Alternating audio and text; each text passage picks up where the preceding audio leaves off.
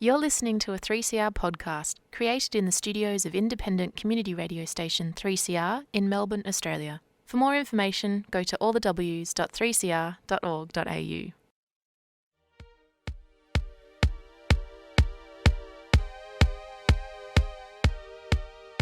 International Women's Day at 3CR includes all self-identified women and gender non-conforming folk.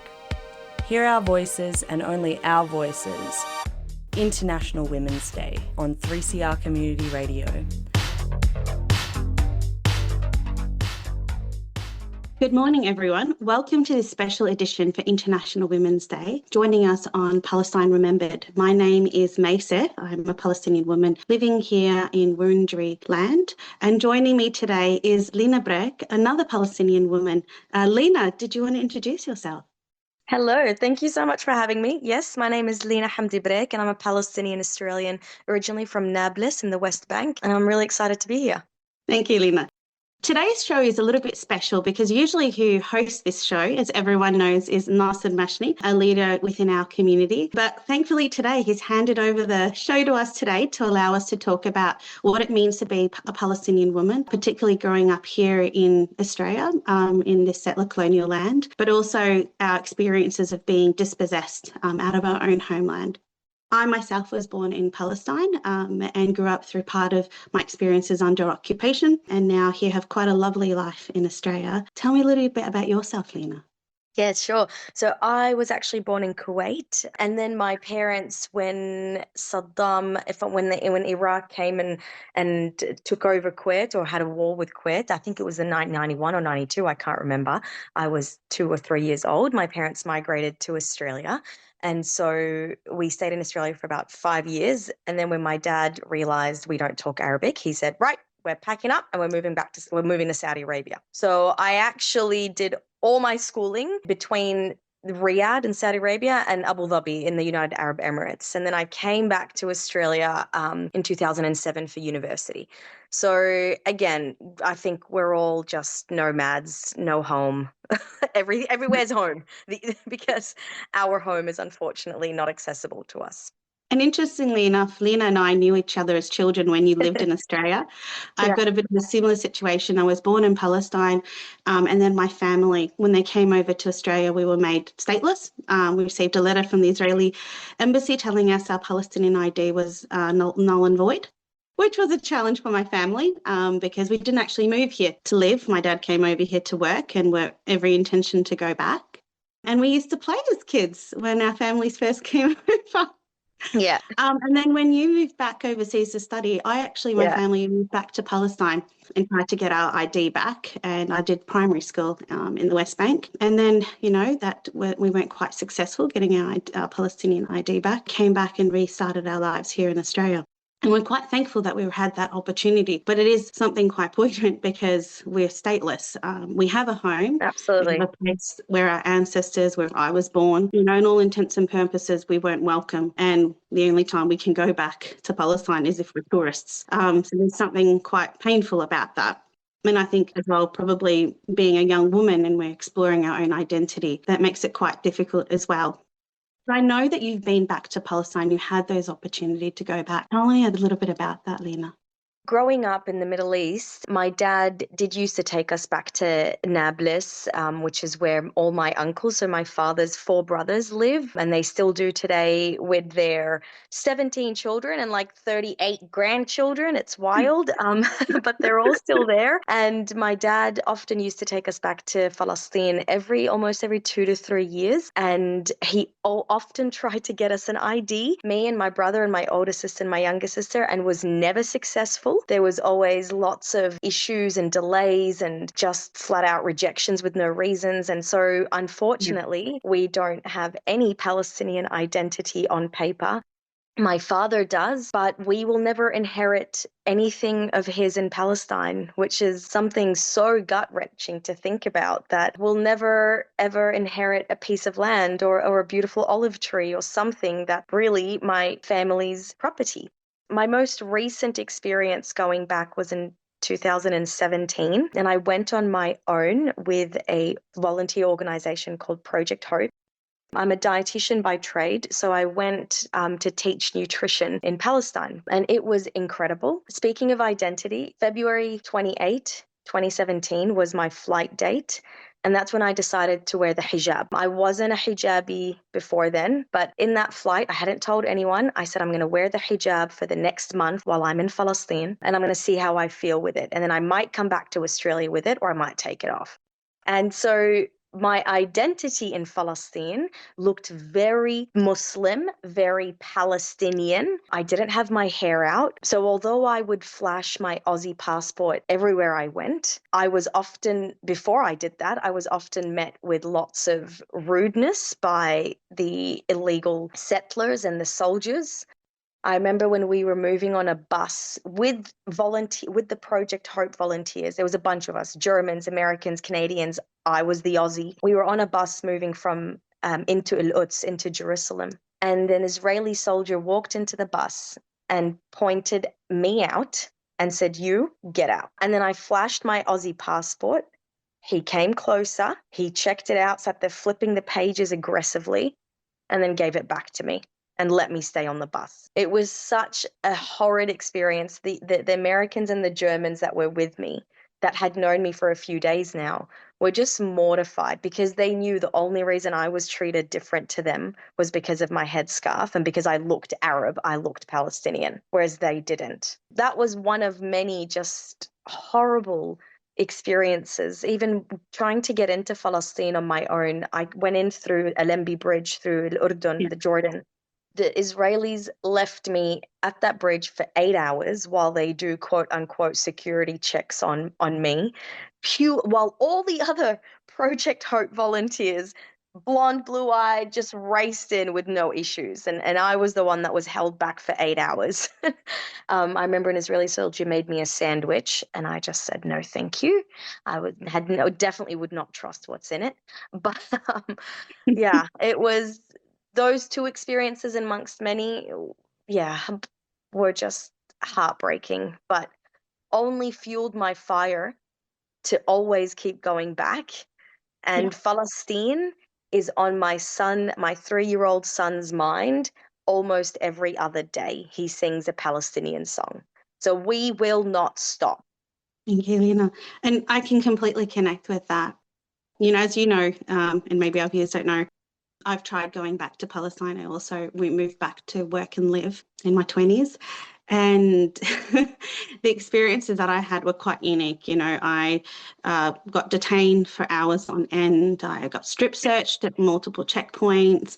I got separated from groups that I was with. It was hard. It's hard traveling on your own, being a woman, particularly when you're vulnerable at those checkpoints. There were many times I actually had an experience with a soldier pointing a gun at my head at a checkpoint, and they don't differentiate. It didn't matter that I had an Australian passport. I actually had an experience where my sister, we both travelled together and she was quite sick. And we were at a checkpoint, we were standing there for hours and we were trying to get to a hospital and they just wouldn't let us through. And I tried speaking to the soldiers, and as you can imagine, at that stage I believe I was 17, and trying to speak to the soldiers, and they just would not have a bar of me. And they had guns pointed at us, they had snipers. And then my sister was just getting worse, and she got out of the car and she was like, "We've been here for hours, what's happening?" We just said, "That's it, we're walking up, there's a line that you're not meant to cross." Well, we crossed it and we just got surrounded by the soldiers. And we tried to explain to them what was happening, that we needed, the hospital was just 5 minutes away. We just needed to get it from the checkpoint. And at the time, my uncle was travelling with us and they just said, "Oh, your sister and you can go, but we'll have to arrest your uncle." So they wouldn't let us through. We ended up having to go around through the back roads. And as you can imagine, the back roads, they had bombed out cars, things were burning, it was quite unsafe. And it didn't matter to them. It didn't matter that you're a young woman. In fact, I think that made you more vulnerable.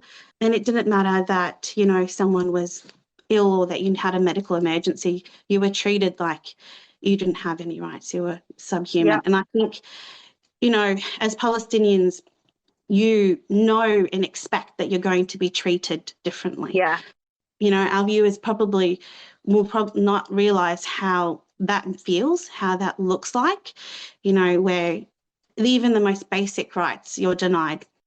you have the benefit of that here in Australia, but back there, it doesn't matter. You're not even considered a human.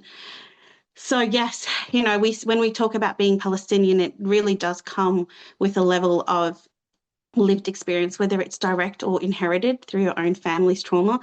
But it also comes with this sense of like resilience of, no, I need to consistently speak about who I am and what my identity is, because, that is constantly being attacked. And that's been a challenge, I think, for a lot of Palestinians, especially with the current climate that we're in right now. Our communities, our families have experienced a genocide, and women have been the most vulnerable of that situation. We saw that women are dying, giving birth, whether it's happening in Gaza or it's happening in the West Bank. There has been a long history of that. But our voices are being suppressed and repressed, and those experiences are not being allowed to come into the mainstream. But as you said, we're resilient and we'll keep speaking up. Absolutely. With the recent Gaza genocide, one thing that really shook me was my grandfather on my mother's side, Allah yarhamu, he was from the 1948 Palestinians. And I remember I was watching those scenes from the Gaza genocide and of masses and masses of people unjustly evacuated or expelled from their homes and carrying whatever they could in plastic bags. And I just thought of my jiddo Shafi in that situation in 1948 with 6 kids, just nowhere else to go. It's horrific. This is something that's been going on for decades. It's mind-numbing. I think as well, one of this, we grew up hearing about our family's Nakba story. Every Palestinian has a Nakba story, whether you experience 48 or whether every person was touched by it. But I think as well that, the Nakba never stopped. So we have continual stories of our families being driven off their lands, from their homes. Being from the West Bank, and growing up with my family there, that was a consistent reminder. It's not just a reminder, it's a consistent lived experience.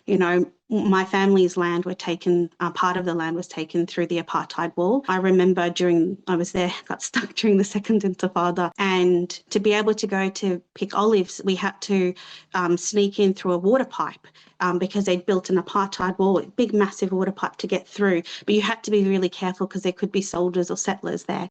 And now you can't even access it anymore because that's completely been blocked off.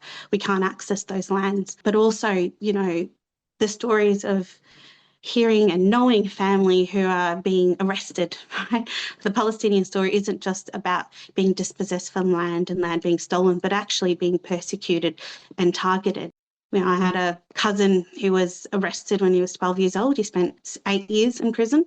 Because he threw a rock, apparently. He was arrested in the middle of the night, taken from his home and beaten and tortured. I had my grandfather. That was the biggest influence on me as a child. My grandfather was arrested during the first intifada. He was a political prisoner, and he spent 8 years in prison. He was a sweet old man. He loved poetry. He loved romantic poetry. He was a writer. He was the gentlest man, and he never wanted to speak about his prison experience. I got to see him before he passed away. I was quite lucky. He had a year where when they released him, he got so sick that they released him, but he still had a prison sentence to serve. So they took my uncle to complete it for him. And my grandfather didn't survive a year after being released, but at least I got to see him before he died. And no one wants to talk about those stories, what happened to them in prison, but they have the scars on their body, and they have the scars around, in their lives, the trauma of that. And it's just continuing. It has not stopped. We've got now men, women and children incarcerated, being tortured. And we hear the stories around, this cousin's has now been arrested, or this one's now been shot, or this one's been, being picked up. And we're hearing those stories constantly. We might be living here in Australia and it's wonderful, but we have family and those come to us every day. I think it's quite poignant, particularly for International Women's Day, because it's women who are also being targeted. Just when I was living in Palestine, there was a 15-year-old girl got arrested that we knew in the family because she posted something on social media. And that's enough to get you arrested. It doesn't really matter. So you're constantly living in a state of fight and fright. You don't know when you're going to be targeted and who in your family will be. Hi, this is Rafif Ziada, and you're listening to 3CR, pro-Palestinian, happily proud radio. You're listening to International Women's Day, special programming on 3CR, 24 hours of women's voices. I was at my in-laws' house a few weeks ago, pre-Ramadan, and my father-in-law, who's also Palestinian, from Tulkarem, he was saying, amazingly, he got a call recently on his WhatsApp Australian number from Palestine. A number he doesn't know. He picked it up, and May, you won't believe, it was his high school friend who has been incarcerated for 32 years or something ridiculous like that, 32 or 38. And he was just released recently with the prisoner hostage swap. And he was saying to him, remember me? You know, remember me? How many kids do you have? What's life like? I'm trying to learn how to operate WhatsApp and phones.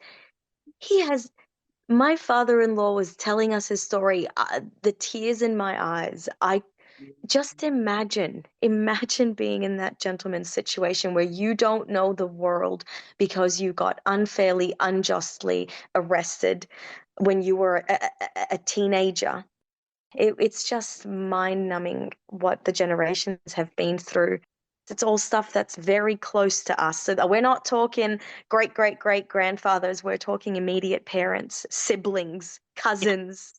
It is interesting to me because I think there in Australia, you know, there's a tendency of like, oh, just don't look at the news. Don't talk about it. You don't need to think about it. You're here, you're safe. But no, you're not, because you're hearing this every day.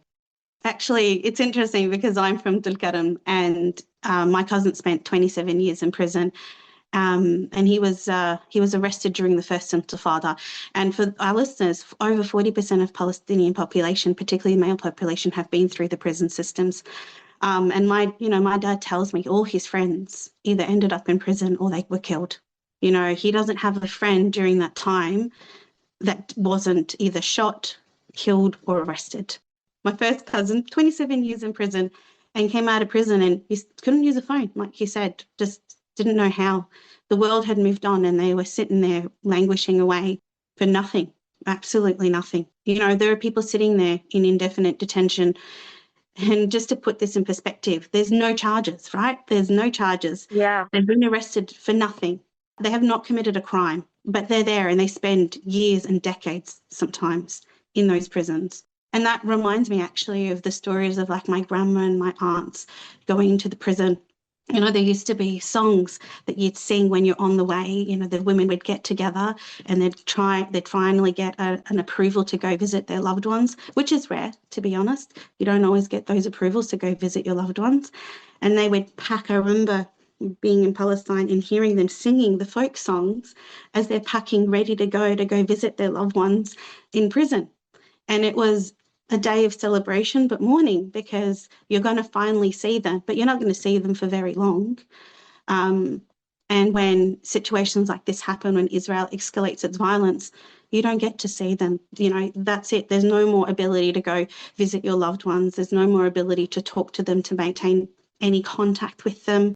But even more, what's happening right now, you can't even move around, right? We live under an apartheid system that is under military occupation. They have now set up over 940 new checkpoints, which means people can't move.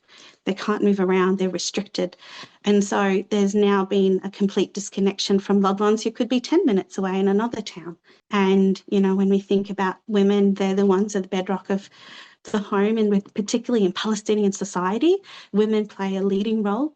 You know, I grew up hearing stories of my grandmother and my aunt who's protesting and organising campaigns and resisting occupation. You know, those are the stories of those women we don't hear about. but, you get separated from family. It's a visceral thing, and it's happening right now. A really cute, quick, funny story about women in Palestine. My brother, Umar, he went to Palestine and took one of his Aussie friends with him. And they went backpacking around Palestine, and Umar introduced his mate to our family in Palestine. And when they were coming back to Australia, his mate said to my brother, "You know what?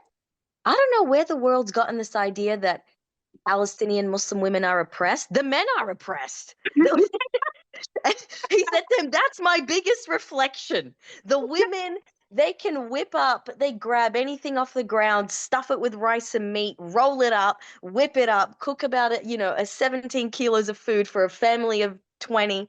And he's like, and the men don't say a word. They're the ones that are oppressed." And it's so true. Our women are so powerful. They are so incredible. I remember my father-in-law, when he saw me feeding my son, when my son was an infant, I would give my son a whole tomato, and I just let him play around with it and eat it. And my father-in-law would say to me, "That's what we did in Palestine. We just rip food off the ground and you just give it to the infant. None of this pureed, cut up, dinosaur-shaped crap. It's straight from the ground, where you grew it with the soil, the beautiful soil of Palestine, and you just rip it from the ground and you ate it, and that's what we do. We're a cult. We're people of the earth. We're a people of soul, and we just love authenticity, rawness. I have, for me, it's literally like gold in my house.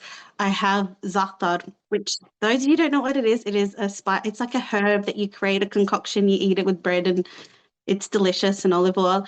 And my grandma, who is 80, we're not quite sure. She's definitely over 85, I know that. And when I visit Palestine, this 80-year-old lady, I'm trying to pick a mandarin, and she's like, "No, Grandma, get down from the tree, get down."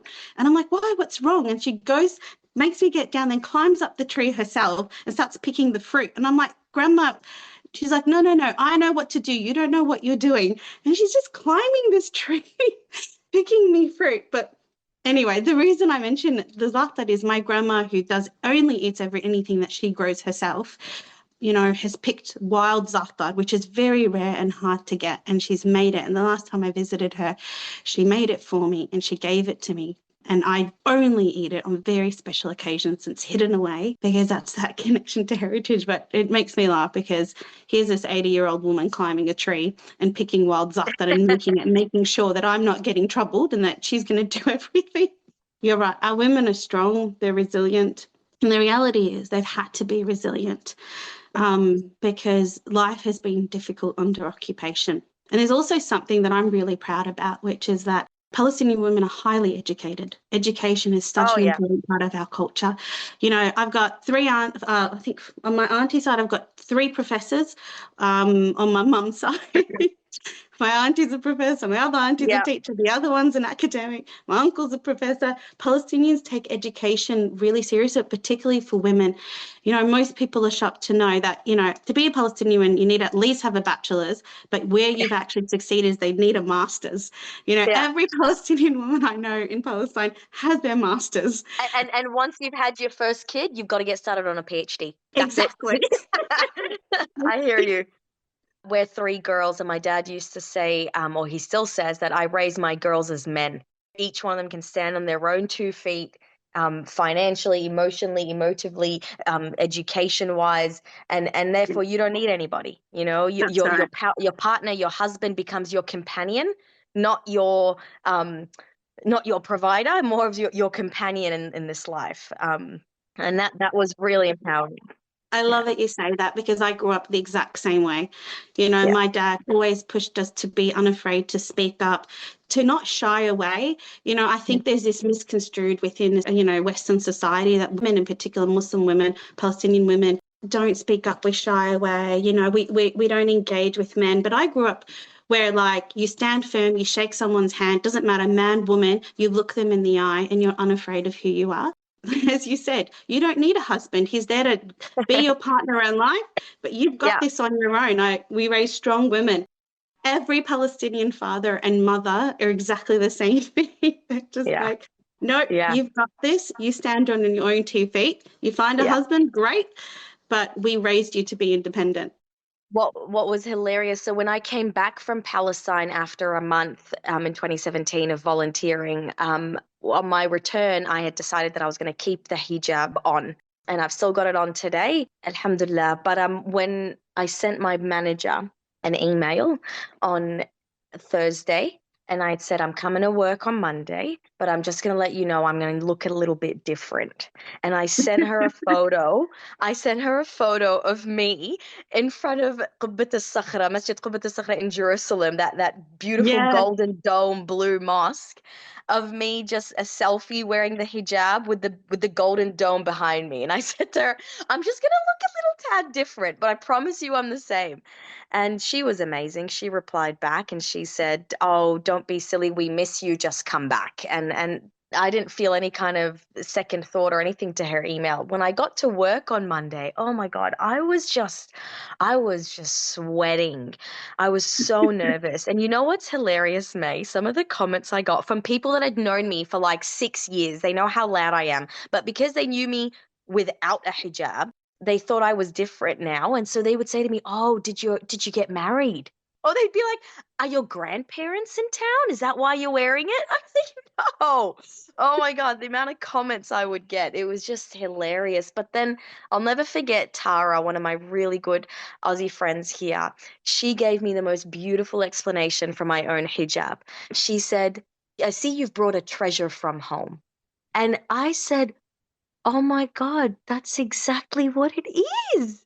And after she said that, anytime someone asked me about it, I'd be like, oh, it's just a treasure from home. I was in Palestine. It was, Tara, I don't know if Tara will ever be listening to this, but if she is, I love you. And I'm going to message her after this and say, that meant a lot to me when she gave me those words. This, my hijab, for me is my identity. It's my treasure from Palestine. I love that. What I brought back with me from Palestine is this unwillingness to stay quiet and just push through and speak up.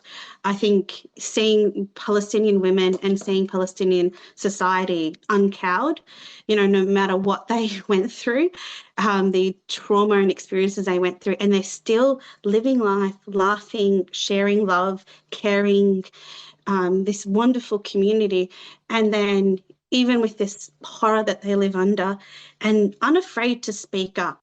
And I came back home and I was like, why? Why are we afraid here? What is the risk to us? We're not going to get murdered.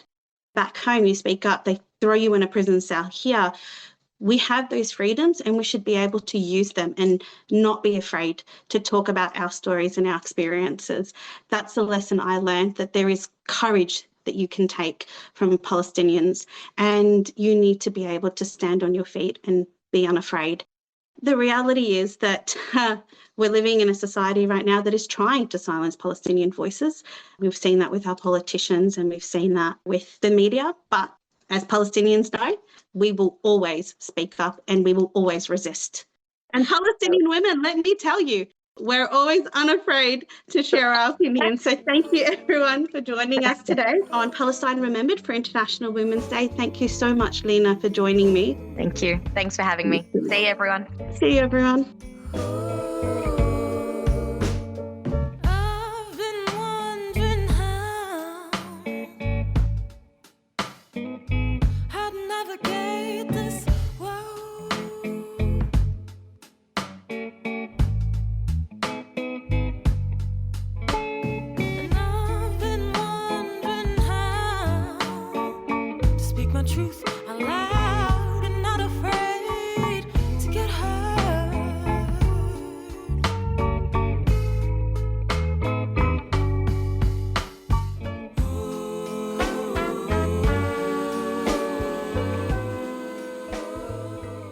You've been listening to a 3CR podcast produced in the studios of independent community radio station 3CR in Melbourne, Australia.